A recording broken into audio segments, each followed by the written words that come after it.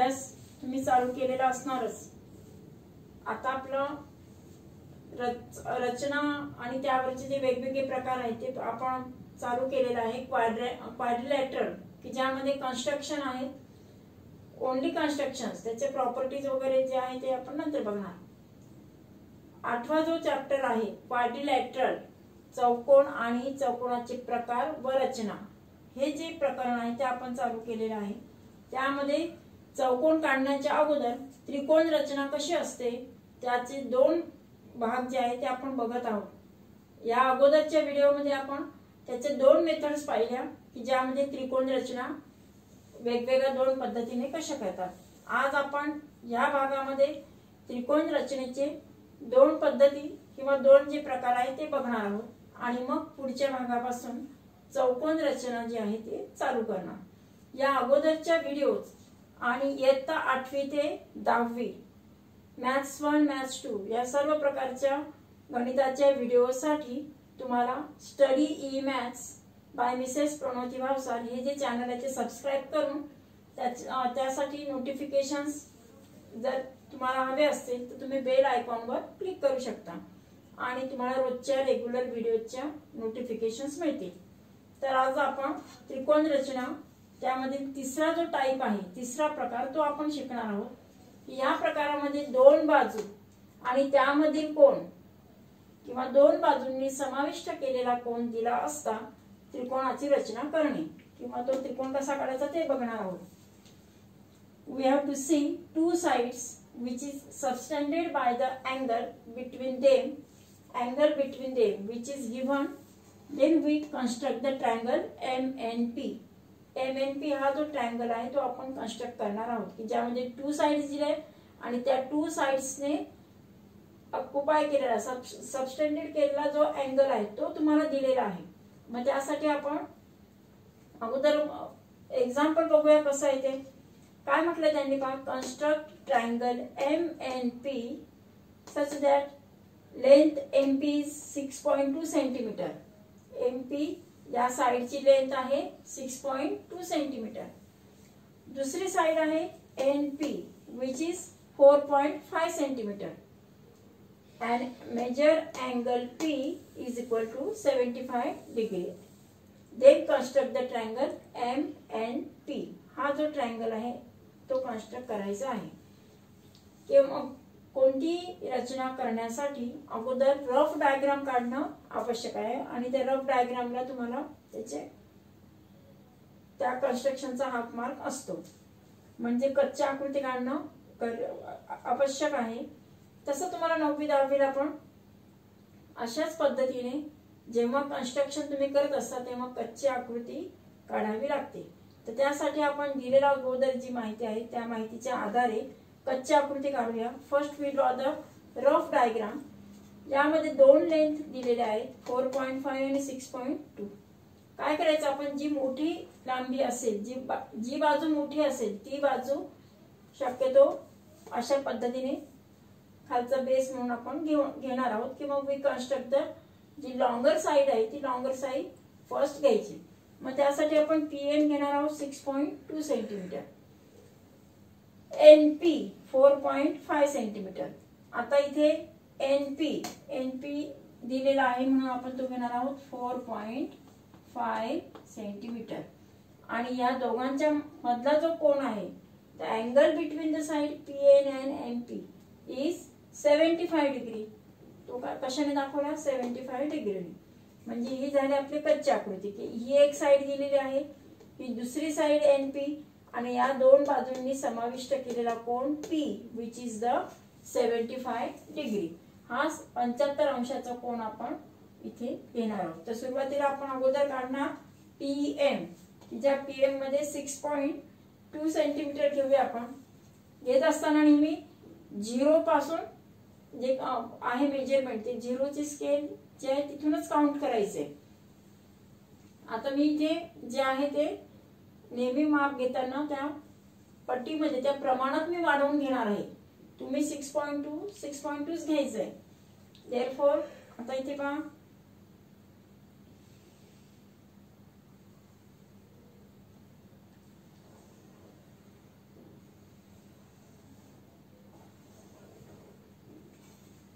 ही dark line यासाठी केलेली आहे की तुम्हाला दिसावं म्हणून, नाहीतर वहीमध्ये कन्स्ट्रक्शन करत असताना जेवढे शार्प लाईन असेल तेवढं ते कन्स्ट्रक्शन ॲक्युरेट आणि व्यवस्थित येतं.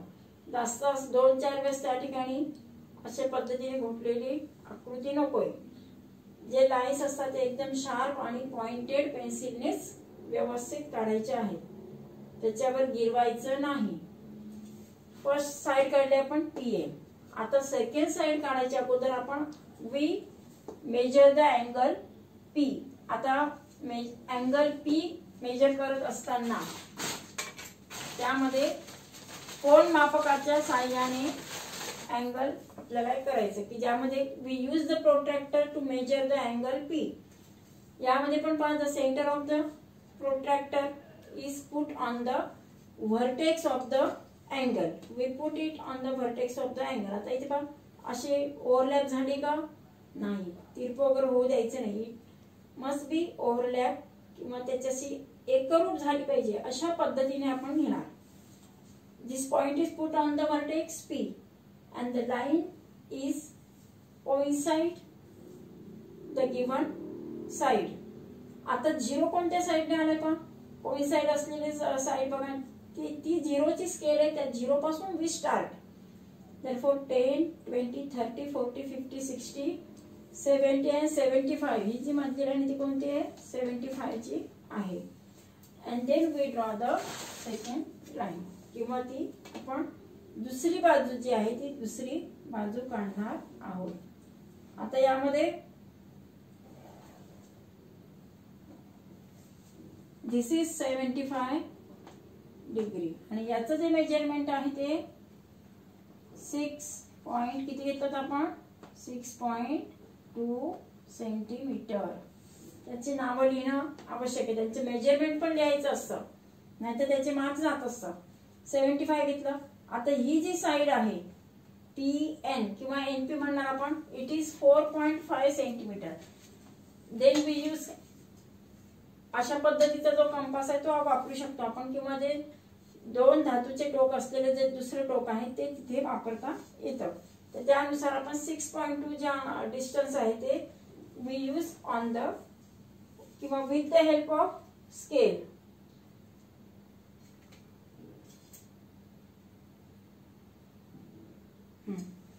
किती मिळाले, 4.5. I will take this distance in the compass, that is equal to 4.5. 4.5 सेंटीमीटरचा काय घेतला, कंस काढला. That is the point N, which is the vertex of the given triangle, and then join the NM. आणि मग NM जोडायचं आपल्याला. Then we get the given triangle. आपल्याला अशा पद्धतीने काय मिळालं, दिलेला त्रिकोण आपण काढला आहे. 4 पॉइंट ही एक साइड, एक अँगल त्यामध्ये आणि दुसरी साइड, अशा पद्धतीने दोन बाजूंनी समाविष्ट केलेला कोन दिला असता आपण त्रिकोणाची रचना केलेली आहे. तसंच याच्यामधला चौथा टाइप आपण बघूया.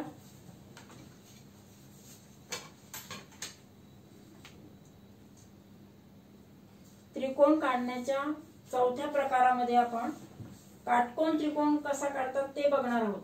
यामध्ये we have to construct the right angle triangle when we have given two sides and the angle between them is 90 degree.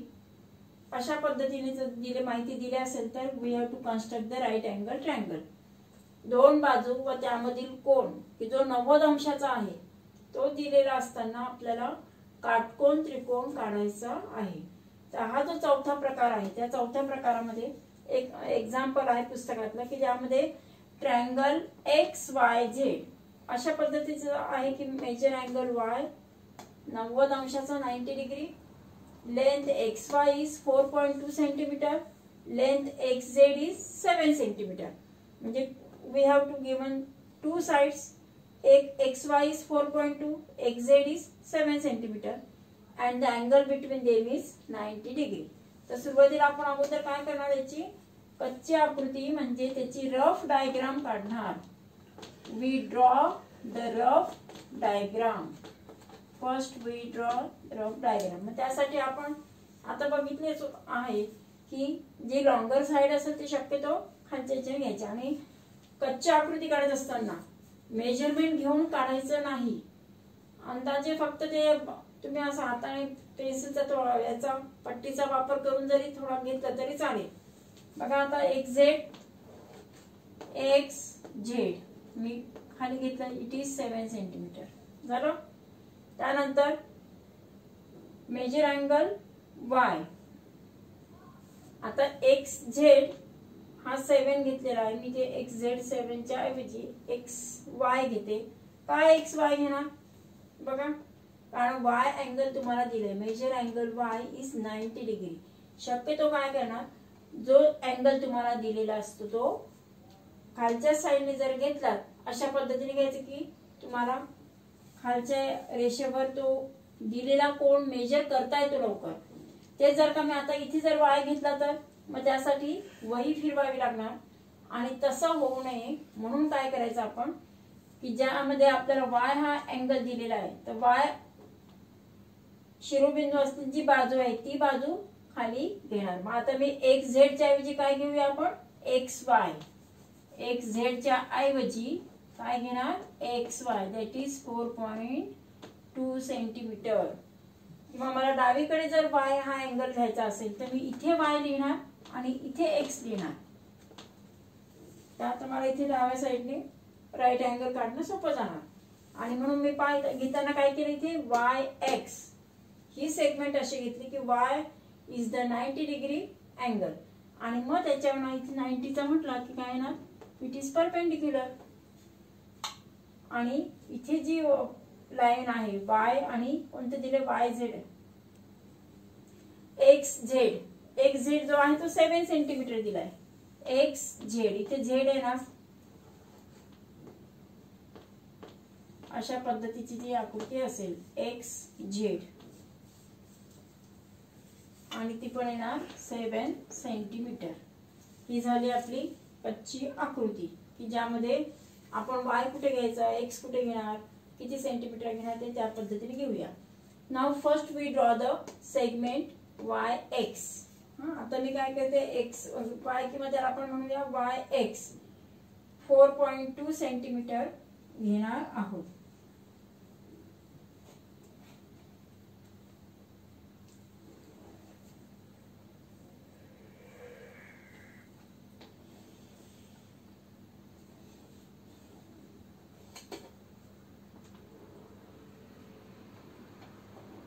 This is YZ 4.2 centimeter. Now we draw 90 degree चा जो अँगल आहे तो इथे अशा पद्धतीने कोण मापकाच्या सहाय्याने काढायचे तुम्हाला त्याच याच्यानुसार. आणि ही झिरोची लाईन इथे कोइन्साइड झालेली आहे. We put the protractor centre of the protractor on the vertex of the angle Y, that is and this is overlap. झिरोची लाईन काउंट करूया. We measure from the zero of the line. आता माहिती का 0 10 20 30 40 60 70 किती आहे आपला तो 90. therefore it is 90 and we measure it, then we draw the segment. आता इथे लाईन तिरपी काढल्यामुळे इथे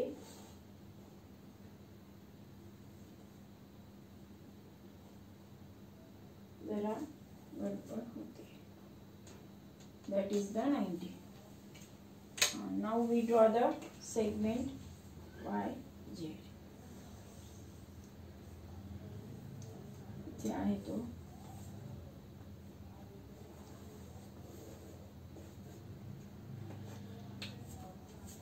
इट इज 90. किंवा इथे 90चं साइन काढा किंवा 90 लिहा. असं जर साइन काढलं तर इट इज 90 किंवा परपेंडिक्युलर आहे असं त्याचा अर्थ, किंवा 90चं मेजरमेंट लिहायचंय. आता यामध्ये आपल्याला एक्स झेड 7 सेंटीमीटर दिलेला आहे. मग measure the 7 centimeter with the help of scale in the compass.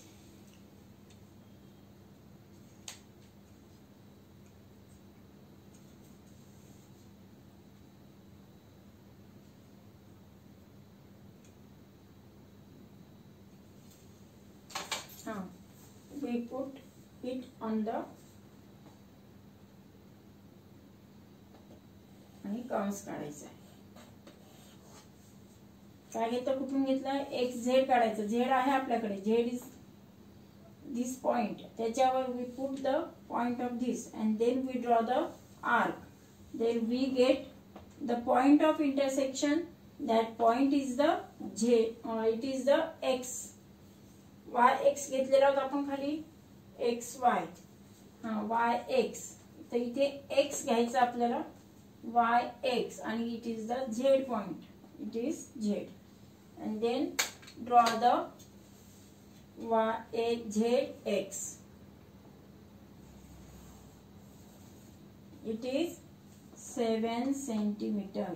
काय म्हणतो आपण याला, the side opposite to 90 degree, it is the hypotenuse. It is hypotenuse किंवा त्याला आपण म्हणतो कर्ण, कारण त्याच्यावर आधारित नंतर उदाहरणं आहेत तुम्हाला, फर्स्ट साइड सेकंड साइड. आता तुमचं असं हे होईल, तुम्हाला असं वाटत असेल की आपल्याला कन्स्ट्रक्शन ऑफ क्वाड्रिलॅटरल शिकायचंय आणि ट्रायंगल्स का घेतला, कारण ट्रायंगल्सच कन्स्ट्रक्शन आलं तरच आपल्याला चौकोनाचं कन्स्ट्रक्शन म्हणजे we can draw the construction of the quadrilateral. कोणताही क्वाड्रिलॅटरल जर घेतला, समजा मी अशा पद्धतीचा एक घेतलाय, हा क्वाड्रिलॅटरल म्हटलं याला. It is not a rectangle और नॉट अ स्क्वेअर. तो काही आयत नाही किंवा चौकोन नाही किंवा चौरस नाही किंवा समांतरभुज चौकोन नाही. Any type of quadrilateral. याचे जर कोणते पण तुम्ही जॉईंट केलात, if we join the diagonals of quadrilateral then we get the two triangles. कोणकोणते दोन ट्रायंगल्स मिळाले, 1 2.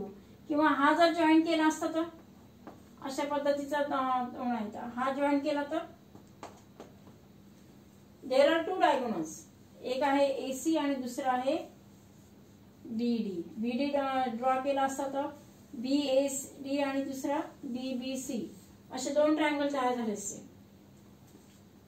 आपण जेव्हा कन्स्ट्रक्शन करणार आहोत तेव्हा आपल्याला क्वाड्रिलॅटरलचं कन्स्ट्रक्शन करताना अगोदर एक ट्रायंगल काढायचं आहे, एक त्रिकोणाची रचना करणार, आणि या त्रिकोणाच्या रचनेवरून इकडे तेवढ्याच मापाचे जे मेजरमेंट तुम्हाला दिलेले असेल त्यानुसार आपण दुसरा ट्रायंगल जो आहे तो कन्स्ट्रक्ट करणार आहोत. आणि म्हणून दोन त्रिकोण काढल्यानंतर आपल्याला जो मिळेल तो चौकोन. अशा पद्धतीने ती चौकोनाची रचना करायची आहे. आणि म्हणून आपण त्रिकोणाच्या या 4 प्रकारांची अशा पद्धतीने उजळणी केलेली आहे. तर पुढच्या भागामध्ये आपण काय करणार आहोत, चौकोनाचा प्रकार आणि त्यांची रचना कशी करायची ते आपण बघणार आहोत. थँक्यू.